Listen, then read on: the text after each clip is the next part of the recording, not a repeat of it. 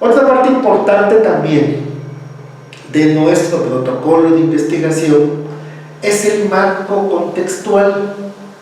Y aquí, bueno, nosotros tenemos que especificar cuáles son los aspectos que rodean al objeto de estudio.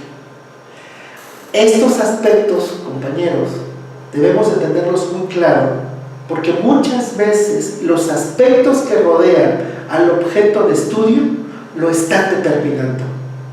Y entonces aquí sí, como investigadores, debemos ser muy críticos y analíticos con esta parte y darnos cuenta de cuáles son estos aspectos, cuáles son estos elementos que están rodeando al objeto de estudio. Y bueno, a veces es necesario hacer comparaciones. Este objeto de estudio que a mí me interesa investigar, si lo saco de contexto, ¿qué pasa? ¿Qué pasa? ¿Cambia? ¿Sigue igual? ¿Se transforma? Algo pasa con el objeto de estudio cuando hacemos esto, pero sí, como investigadores debemos de tenerlo muy claro. Aquí también todas estas especificaciones del objeto de estudio se enlistan y obviamente, compañeros, bueno, se dice ¿por qué? ¿Por qué creo yo esto? ¿Por qué creo yo lo otro? Aquí yo siempre recomiendo echar mano de algo muy importante, que en metodología se llama la evidencia empírica. ¿Qué cosa es la evidencia empírica? Bueno, pues es algo, compañeros, que vemos nosotros en el día a día. Cuando hay cosas, por ejemplo, en nuestra casa, en nuestro trabajo, en nuestro contexto, que se repiten en varias ocasiones, eso es un indicador. Hablando en términos médicos, es como un síntoma de que hay un problema, algo está pasando ahí. En el caso de la educación, si de repente hay un estudiante que empieza a cambiar su actitud, su comportamiento, así radicalmente, esos son síntomas, es una evidencia empírica de que algo está pasando. No sabemos qué todavía, pero eso es un indicador de que algo está ocurriendo o ha ocurrido en la vida de esa persona. Si también en nuestro trabajo de repente hay cosas, hay problemas que surgen y siempre son en el mismo tenor, eso es un síntoma, es un indicador de que algo está ocurriendo. Y nosotros, como buenos investigadores, debemos estar muy al pendiente, ahora sí, como dicen por ahí, mucho ojo con esto. Y sacar nuestra libreta y anotar, observar, tomar, recoger evidencia, porque eso nos ayudará en su momento a determinar nuestro objeto de estudio. Y entonces aquí en el marco contextual, bueno, nosotros tenemos que hablar del contexto que rodea al objeto de estudio, en ese sentido. De ahí viene el marco metodológico. El marco metodológico, como dice aquí, en no más de media cuartilla. No voy a escribir un tratado de metodología en esta parte. Aquí simplemente es decir, desde qué paradigma lo quiero hacer, con qué con qué tipo de estudio lo quiero hacer, ¿sí? Con qué técnicas, con qué instrumentos, en qué población, cuál será mi procedimiento para seleccionar esa población. Así, en estos términos: paradigma, tipo de estudio, técnicas, instrumento, población y cómo voy a seleccionar a esta población, que se le conoce como muestreo también. Repito, cuando hablo de población no necesariamente me refiero a humanos. Población pueden ser libros escritos, documentos escritos, ¿sí? Documentos electrónicos, procesos, procedimientos, todo esto, ¿sí? Por eso el requisito es no más de media cuartilla, porque esto es así, como muy puntual.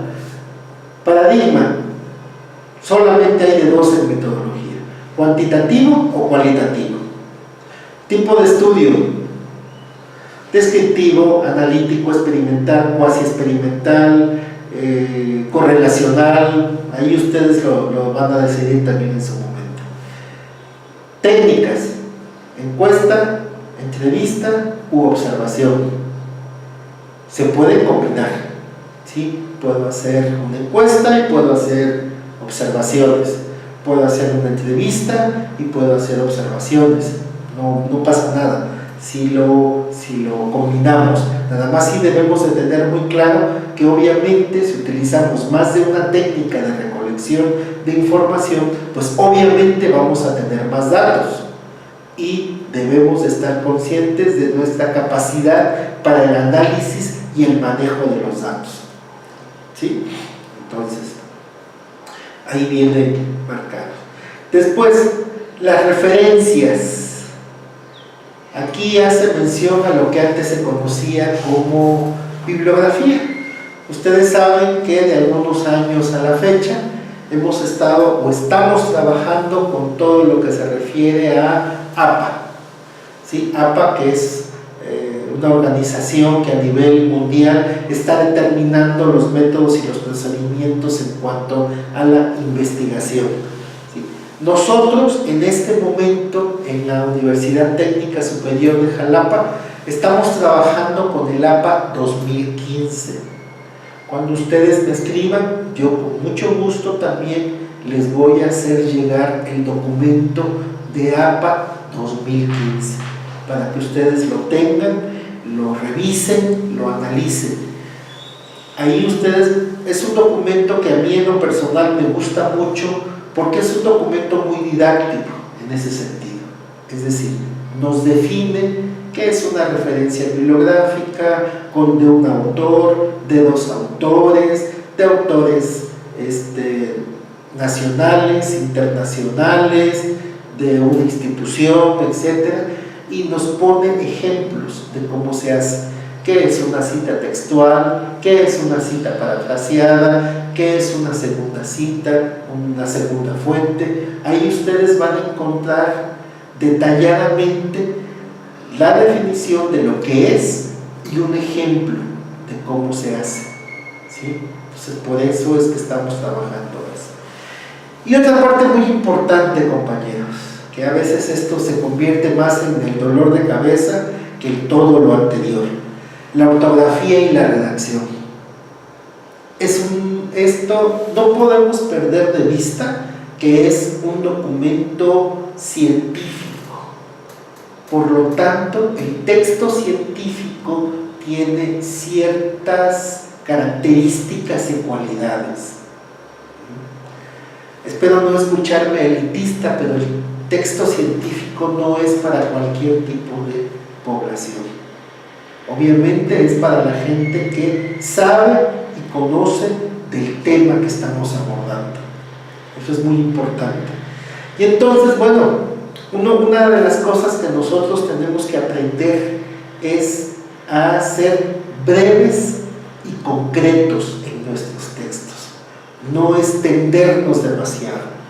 Miren, en este momento, como parte de los requisitos para publicar, nos piden reportes de investigación de no más de 15 cuartillas, con todo, ya, con el resumen, con el abstract, con el cuerpo del trabajo, con los resultados, con las conclusiones y discusiones, con la bibliografía, con cuadros, con imágenes, con todo. Entonces de verdad es un ejercicio muy interesante.